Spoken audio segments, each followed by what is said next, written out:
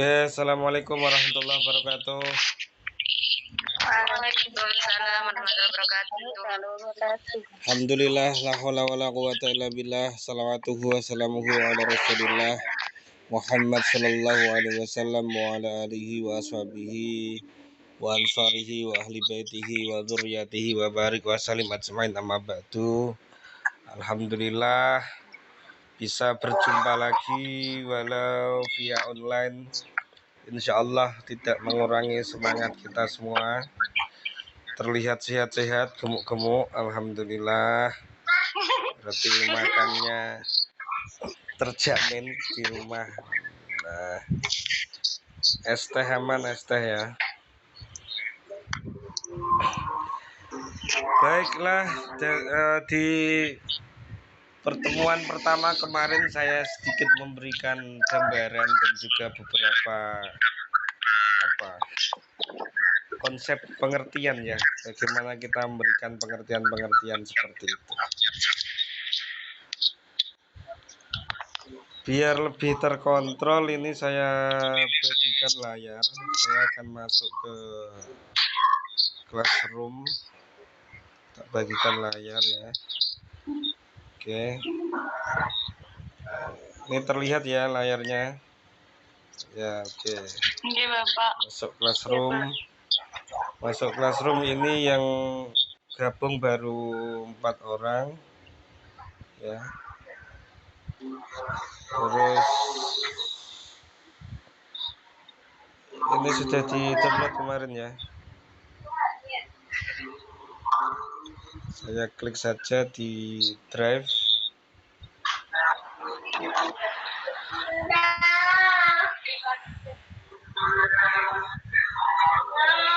Oke. Mungkin teman-teman bisa di mute dulu ya, terutama yang ada suara-suara itu di mute ya, suaranya biar tidak masuk. Oke. Di pertemuan pertama, misalkan ini, baca saja poinnya.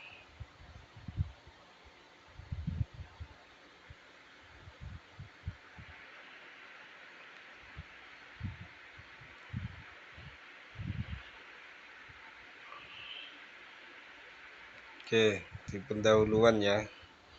Jadi pengertian tentang arsitektur dan organisasi komputer. Kalau ditanya apa yang dimaksud dengan komputer, nah, ketika kita memberikan definisi, ya maka tentunya ada terbagi dua kan, secara bahasa dan secara istilah, atau secara lughawi dan maknawi kan begitu. Nah, kalau secara bahasa, komputer itu sendiri ya to compute atau menghitung. Kalau komputer berarti alat hitung. Jadi alat untuk menghitung. Kalau secara bahasa itu ya disebut komputer. Maka secara bahasa komputer pertama kali itu adalah abakus ya. Abakus itu komputer pertama kali. Tapi kalau secara istilah ya ada berbagai macam definisi. Ya, ada berbagai macam definisi. Sebagaimana yang saya katakan, kalian jangan takut mendefinisikan. Ya, seperti ceritanya ada 4 orang yang tidak bisa melihat ya, tunanetra itu disuruh megang gajah dan ditanya apa yang kalian ketahui tentang gajah.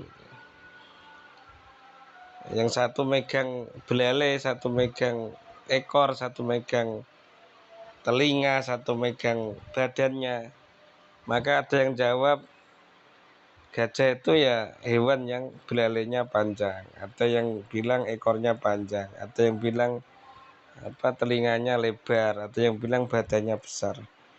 Ya ini sama-sama benar ya, sama-sama benar. Seperti itu. Nah, kemudian yang versi Pak Ahli sendiri kemarin, kalau masih ingat, komputer adalah apa? Alat elektronik ya, seperangkat alat elektronik yang terdiri dari unsur hardware dan software yang dioperasikan oleh brandware. Ya, itu komputer. Maka ketika kita sudah paham definisi komputer itu sendiri, ketika ditanya berbagai macam peralatan ini termasuk komputer atau tidak, kan begitu. Contoh umpamanya televisi. Ya, televisimu di rumah itu termasuk komputer atau tidak. Maka dilihat dia ada unsur hardware-nya enggak, ada software-nya enggak, terus dioperasikan oleh brandware enggak. Termasuk kemarin saya bilang kulkas, AC, kipas angin. Nah, itu termasuk komputer enggak. Jadi sebuah barang, sebuah benda itu bisa disebut sebagai komputer gitu loh. Paham iki? Mana ini suaranya? Di mute Paham, semua. Bapak. Ya. Jadi yang sampean lihat yang kotak, yang kotak yang ada di lab itu, yang ada di laboratorium itu namanya PC atau personal komputer gitu loh. Ya, kalau komputer sendiri itu global itu. Contoh seperti lift ya. Kemarin lift komputer bukan lift itu. Hah? Lift termasuk komputer atau bukan? Mana ini yang jawab? Ada yang jawab. Ada. Mana yang ada tuh?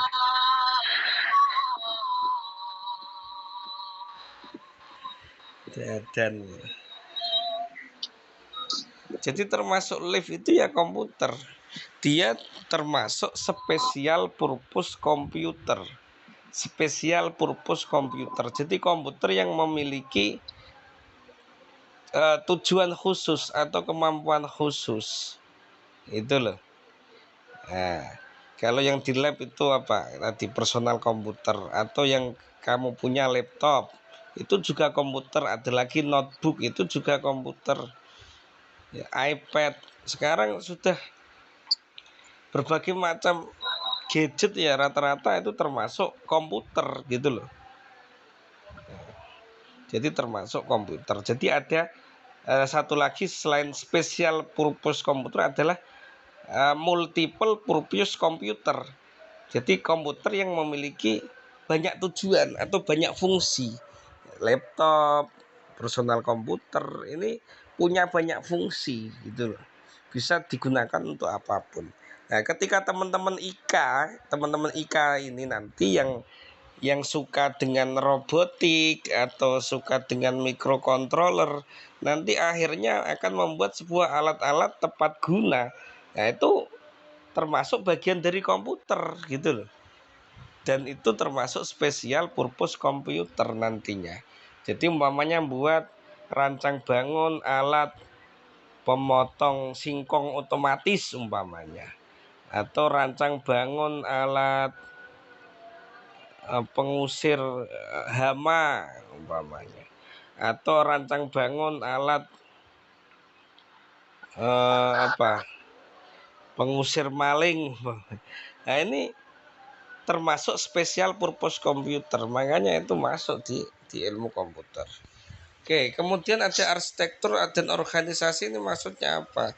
Jadi arsitektur sendiri di situ lebih ke rancangan ya, lebih ke rancangan. Kalau organisasi ini lebih ke fungsinya. Jadi ini dua-duanya harus saling mendukung. Arsitektur saja tanpa organisasi ya tidak bisa, atau organisasi tanpa arsitektur ya tidak bisa. Jadi harus dua-duanya gitu loh. Jadi kalau umpamanya kalian di kampus atau mungkin di kamar punya rancangan struktur ya, struktur kepengurusan umpamanya. Kalau hanya struktur tok tapi tidak terorganisasi, ya tidak akan berfungsi dengan baik. Gitu loh. Jadi ada arsitektur juga harus ada organisasi. Jadi arsitektur ini strukturnya, rancangannya, organisasi ini bagaimana agar rancangan ini dapat berjalan sesuai dengan fungsinya, gitu loh. Atau bisa berjalan sesuai dengan tupoksinya, sehingga ini berjalan nantinya. Nah, ketika ini ada di komputer, ya arsitektur komputer ini ya rancangan komputer itu sendiri. Di sana ada motherboard, ada memori, ada hard disk, ada prosesor yang dihubungkan oleh apa? Dihubungkan oleh bus, ya. Dihubungkan oleh bus atau jalur-jalur yang ada di sana. Nah, ini namanya arsitektur. Arsitektur ini tidak akan berjalan kalau tanpa organisasi. Makanya dibutuhkan organisasi.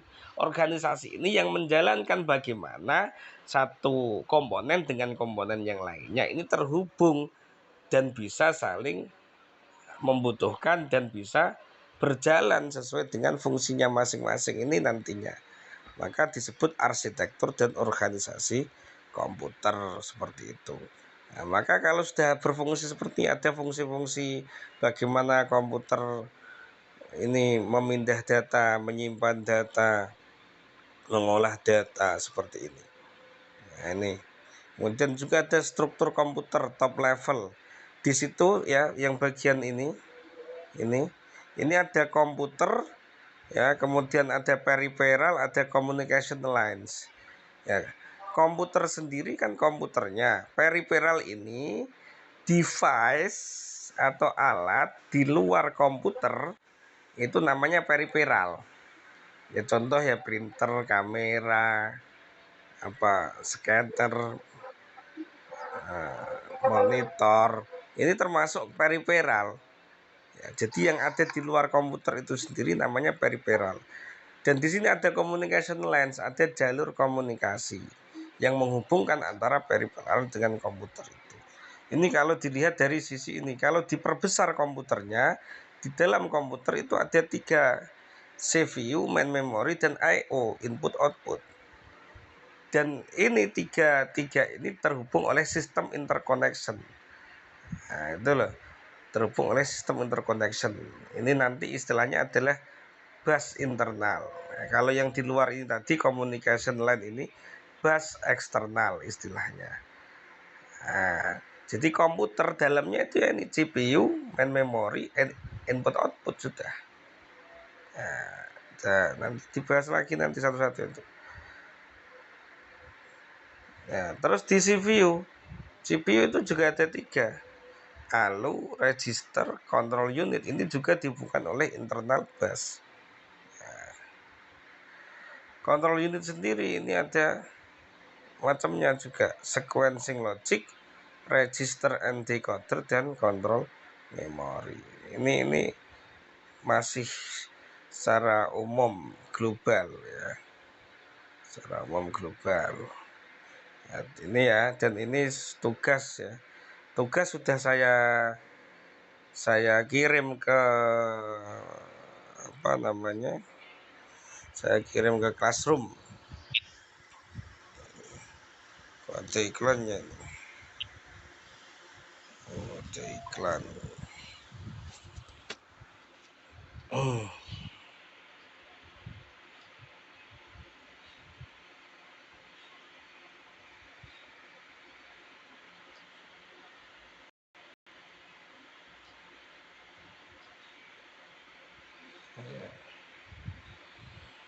Iya toh. Masuk iklan terus ini.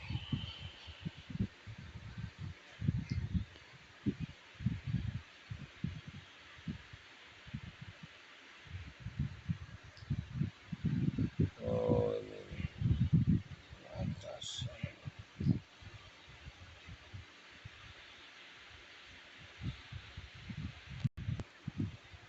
Ya, ini. Oke. Ini saya review ya yang pertemuan 1 kemarin. Nah, kemudian di pertemuan 2 di situ ada sejarah komputer. Jadi sejarah komputer ini terbagi 2, ada secara hardware dan software. Tuh, saya tak lihatkan.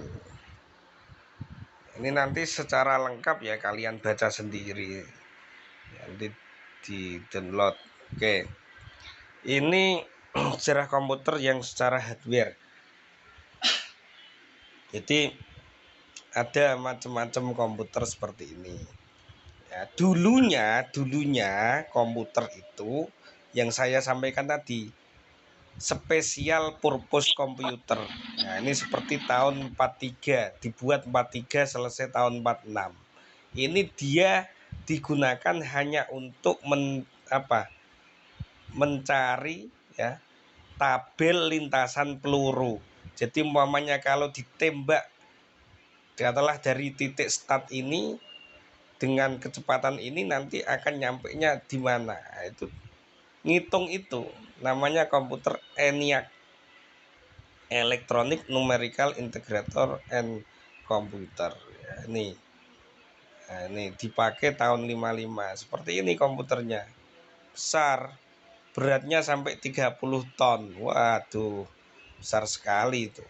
Dan dia menggunakan tabung hampa Layar atau Bapak enggak ada. Kenapa? Layarnya Bapak enggak muncul. Nggak muncul layarnya. Iya. Tadi muncul yang tadi. Tadi muncul Bapak. Oh, sekarang nggak muncul. Punya kalian muncul. Muncul Reva. Kok muncul?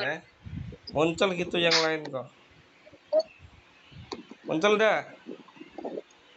Enggak, muncul. Saya berhenti dulu, tak berhentikan dulu.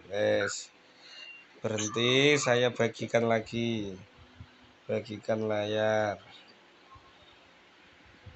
Oke. Sekarang muncul dah? Muncul Bapak. Muncul. Enak fotoku lagi. Ya. Oke, saya lanjutkan. Jadi ini komputer ENIAC itu sekitar 30 ton beratnya. Dan dia ada 18.000 tabung hampa vacuum tubes. Nah, ini nanti terkait dengan revolusi industri. Revolusi industri kan ada 4 ya sampai sekarang itu. Revolusi industri 1, revolusi industri 2, revolusi industri 3, revolusi industri 4. Sekarang ini kita ada di posisi revolusi industri 4. Revolusi industri 1 itu dia mekanik ya, jadi mekanik. Revolusi industri 2 itu elektronik dan listrik. Revolusi industri 3 itu komputer, otomasi.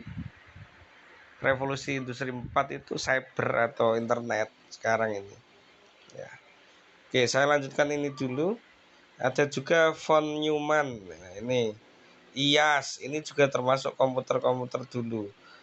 47 komputer komersil. Nah, ini ada Ecker Mauchly Computer Corporation buat UNIVAC, Universal Automatic Computer. Jadi dulunya itu komputer dibuat untuk tujuan perang awalnya. Terus berkembang gitu loh, guys. Ya. Nih. Jadi belum yang seperti sekarang. Ini komputer. Terus IBM ini tahun 53. Ini belum lahir nih Pak Ahlis nih. Ya. Tapi ini IBM itu saya masih mengikuti itu. Masih ada waktu saya kuliah itu masih pakai IBM. Dia termasuk handal komputernya waktu itu. Kemudian ditemukan transistor tahun 47. Transistor ini kecil barangnya dan ini menggantikan tabung hampa. Ya. Kalau kalian mungkin mau beli transistor itu murah, mungkin 1.000 ya. Itu kalau dipites ya itu akan bunyi ces gitu karena dalamnya itu hampa. Nah, dari ditemukan transistor ini nanti akan menjadi ini mesin generasi 2 yang lebih kecil. Kalau tadi sampai besar, ya ini lebih kecil dengan adanya transistor. Terus ada mikroelektronik, ya. Mikroelektronik atau istilahnya nanti IC, integrated circuit, ya itu. Makanya di sini bisa dilihat itu, mulai dari tabung hampa, transistor, kemudian SSI, small scale integration. Jadi dalam satu chip, satu IC itu ada sekitar 1 sampai 100 transistor di dalamnya, itu 100 device. Terus ya sampai MSI, LSI, VLSI, ZULS ini sampai 100 juta device on a chip. Jadi satu chip IC atau nanti dia akan jadi cikal bakalnya prosesor. Jadi satu prosesor di dalamnya itu ada banyak sekali device, banyak sekali komponen kecil-kecil, ya. Kecil-kecil yang tergabung di sana. Dan seterusnya, akhirnya ini mikroprosesor pertama tahun 71 ada namanya mikroprosesor 4004. Mikroprosesor 4004 ini dia masih sangat sederhana sekali, seperti IC ya. Kalau kita lihat di sini, tak lihat kan. Mikroprosesor 4004. Ya. Dia tuh masih sangat sederhana sekali ini, kayak gini. Dia hanya punya berapa pin itu? 1, 2, 3, 4, 5, 6, 7, 8 16 berarti. Punya 16 pinnya ini sudah. Ini prosesor pertama ini. Itu. Nah, ini bisa dibandingkan ini. 1971 Intel 4004. Ini 2021 sudah Core. Intel Core generasi 12 ya kan. Jumlah transistor yang Intel 4004 ini 2300 transistor. Ini sudah miliaran transistor di dalam satu prosesor itu. Itu loh. Makanya prosesor mahal kalau sampean beli. Itu mahal. Jadi di dalamnya itu banyak sekali transistor. Nah, ini sudah Intel Core 7. Nah, seperti itu. Oke, saya lanjutkan. Dan seterusnya akhirnya ada 8008, 80, 80 dan seterusnya ya. Sampai nanti Intel Pentium 1, Pentium 2 dan seterusnya sampai sekarang. Nah, ini Pentium. Oke. Ini yang dari sisi hardware. Dari sisi software.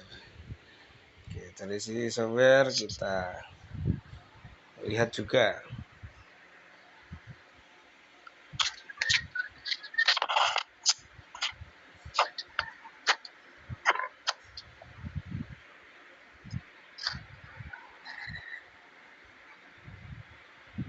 Oke, ini dari sisi software ya, sejarahnya. Nah, jadi software ini berarti non fisik, artinya itu tidak bisa disentuh ya. Maka dari sisi pengertiannya ya, yang disebut software pertama ini 300 sebelum Masehi ya. Obor dulu itu ya dia bisa jadi sinyal gitu nih. Bisa sinyal. Ya, atau kalau di kita ya istilahnya itu kentongan. Kentongan itu kan kalau kentongannya hardware, suaranya itu software. Jadi umpamanya ada kebakaran, umpamanya tok tok tok kebakaran, umpamanya tok tok tok tok tok tok kemalingan umpamanya. Itu softwarenya itu yang dimaksud software. Ada sesuatu yang tidak terlihat non fisik tapi orang bisa memahamkan orang itu. Nah, itu. Terus ini ada 1842. Nah, ini ada software juga. perangkat lunak pertama kali ya. Terus 1933, 1945 dan seterusnya. Ini ada pemrograman tingkat tinggi ya. Atau apa ini? Jadi bahasa pemrograman Fortran, Algol, COBOL dan seterusnya. Basic ya. Ini for Pascal ya. C. Kalian kan sekarang belajar C juga. Itu 7 tahun 74. Ini perangkat bahasa pemrograman ya. Terus aplikasi ya, perangkat lunak aplikasi itu ada pensil, ada WordStar dulu ya. Ada Lotus, apa itu kecepatan itu, Lotus 123 ya, 82. Terus ada DOS ya. Sekarang sudah ada Windows, itu Windows 95, 98 dan seterusnya. Sekarang sudah Windows banyak, sudah Windows 10 sampai 11, 12, 13. Nah, jadi Windows itu. Jadi dari sisi sistem operasi juga berkembang, dari sisi aplikasi juga berkembang. Dulu saya masih ingat ada namanya disket ya. Disket itu saya waktu kuliah masih pakai itu, disket. Disket itu kapasitasnya 3,14 MB ya. 3,14 MB. Kalau sekarang itu sudah mungkin satu foto tok. Satu foto tok sudah penuh sekarang 3,14 MB. Tapi saya waktu itu satu disket itu bisa tak buat ngisi tugas-tugas kuliah, file-file kuliah itu banyak, termasuk lagu-lagu itu bisa, gambar-gambar juga banyak, bahkan master game itu tak masukkan di disket. Padahal 3,14 MB. Makanya semakin berkembang teknologi, semakin berkembang kapasitas file itu juga semakin berkembang juga gitu loh. Dulu sebelum itu ada disket yang besar sekali ya, terus ada disket kecil, terus sekarang sudah zamannya flash disk gitu. Sudah flash disk nanti OTG ya, sudah. Dan sekarang sudah rata-rata pakai cloud ya, sudah tidak disimpan di flash disk. Flash disk saya sering hilang itu, jadi filenya disimpan di cloud. Enak wes ya, ke depan ya sangat berkembang sekali gitu. Oke, saya kira itu. Jadi tadi review pertemuan 1 dan tambahan pertemuan 2. Mungkin ada yang ditanyakan, dipersilahkan. Yalah, Vika ngantuk Vika. Yes.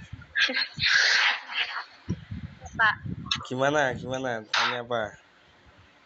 itu tugas yang artikel minimal berapa lembar, Bapak?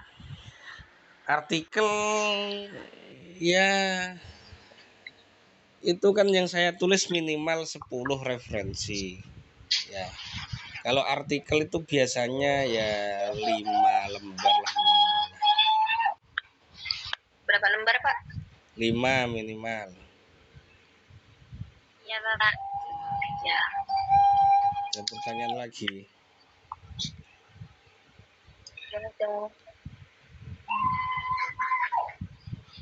Anak sing kesurupan niku. Teriak-teriak.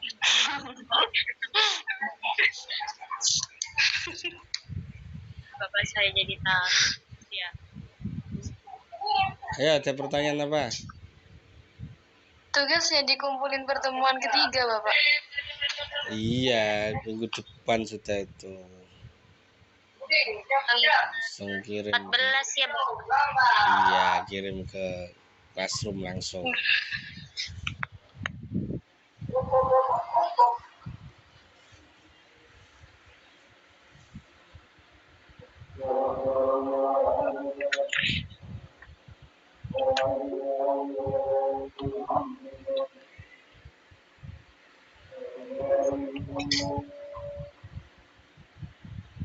Ada pertanyaan lagi?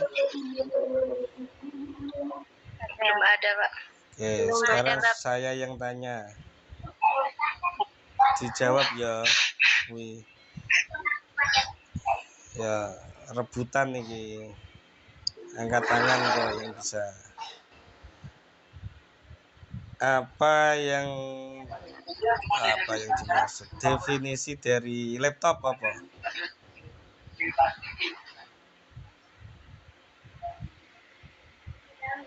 Aja rebutan. Ngendi ra anak sing rebutan. Definisi laptop, Bapak. Kalau friend tanya ke mbahnya.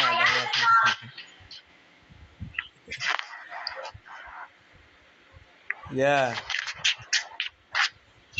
Laptop adalah kamu punya laptop enggak? Belum punya ya? Iya. Pernah lihat laptop enggak? Pernah. Nah, ya. Definisinya apa? Definisinya laptop.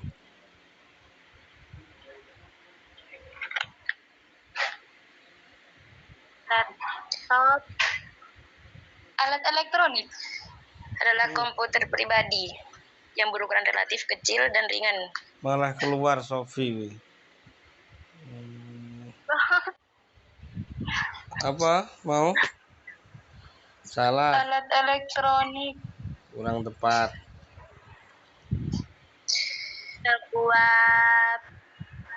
sebuah komputer pribadi yang berukuran relatif kecil dan ringan sehingga sifatnya portabel. Kurang tepat. Kalau menurut saya itu sebuah elektronik yang terdiri dari software dan hardware yang diaplikasikan oleh firmware dan transformasinya itu dari komputer. Cuman laptop itu lebih fleksibel, lebih mudah dibawa daripada komputer. Kurang tepat. Kok iso lebih fleksibel daripada komputer ya. Wong laptop itu komputer apa bukan? Maksudnya lebih mudah dibawa tuh Bapak. Lah iya, kalau saya tanya kan laptop itu komputer apa bukan? komputer. Lah iya. Lebih mudah Kok dibawa. bisa lebih mudah dibawa daripada komputer? Iya toh? Isi maksudnya Bapak. Salah Bapak. Maksudnya Bapak. Ya, kurang tepat. Ayo ada lagi jawabannya.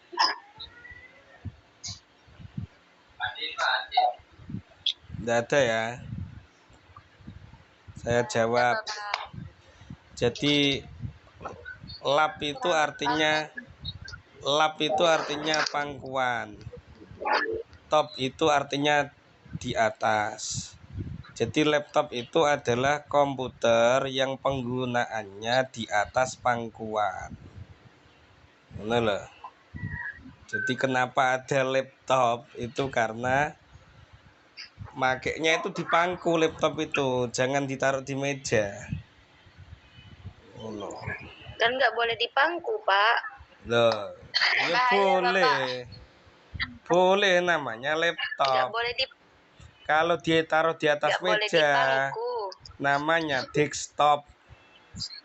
Desktop itu adalah komputer yang penggunaannya diletakkan di atas meja, itu desktop.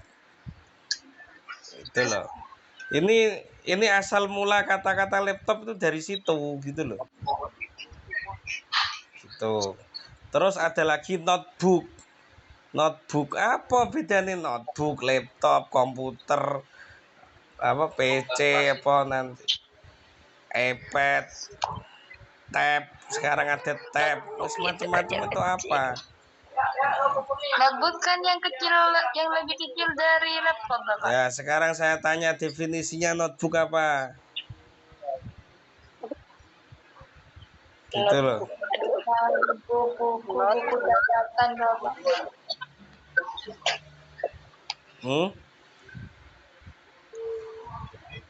Apa?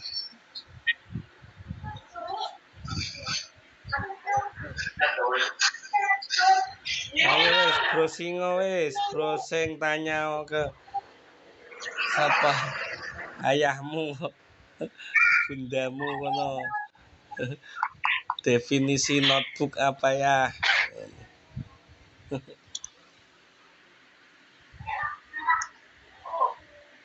Tidak ada yang tahu? Wes. Notebook itu komputer yang penggunaannya seperti buku catatan. Itu loh. Gimana kamu kalau nyatet buku catatan punya enggak? Coba dilihatkan.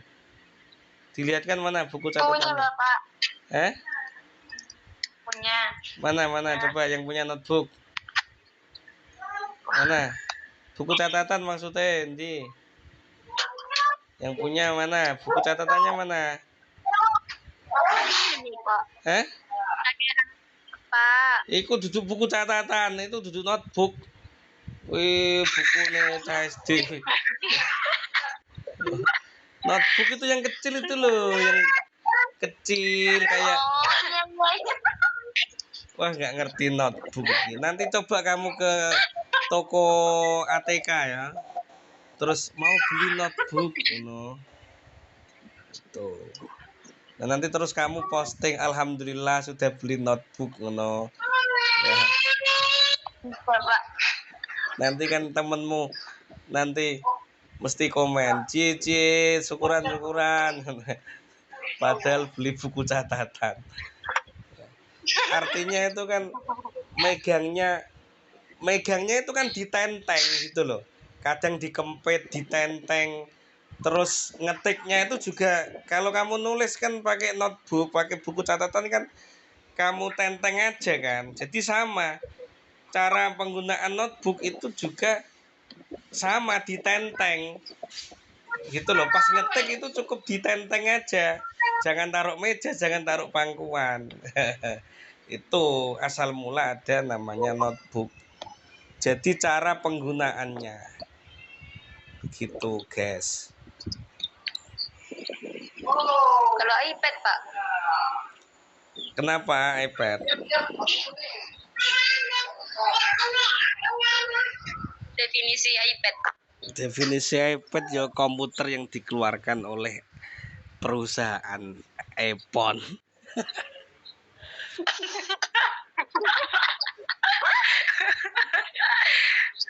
Ya itu semakin kesini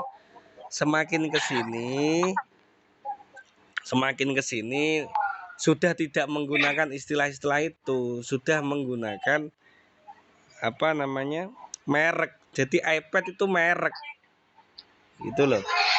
Ya nggak bisa dijelaskan, wong merek, gitu loh. Jadi umpamanya merek Aqua, ya Aqua wong merek, gitu loh. iPad itu ya merek yang memang dia membuat seperti tab itu, seperti tab. Ya, sekarang walaupun bukan merek apa iPhone ya diomongi iPad, padahal mereknya Advan. Nah, seperti itu. Ya, seperti itu ya. Silakan dikerjakan tugasnya ya. Kita ketemu lagi kapan lagi? Nanti kita lanjutkan ya. Nanti di WA aja ya. Ya. Iya, Bapak. Seminggu 2 kali lah ya. Ada pertanyaan lain enggak ini sebelum diakhiri? Belum ada. Oh ya, kalau ada nanti dicatat. Ya wes. Saya menginginkan kalian banyak bahas di artikelnya itu nanti tentang ini. Saya pengennya tentang startup atau finance teknologi fintech ya. Seperti dompet digital, seperti aplikasi-aplikasi yang terbaru itu. Saya pengen kalian bahas-bahas tentang itu di artikelnya. Oke, terima kasih ya. Sampai ketemu lagi. Selamat makan ya. yang banyak belum puasa ya. Terima kasih. Assalamualaikum warahmatullahi wabarakatuh. Waalaikumsalam warahmatullahi wabarakatuh.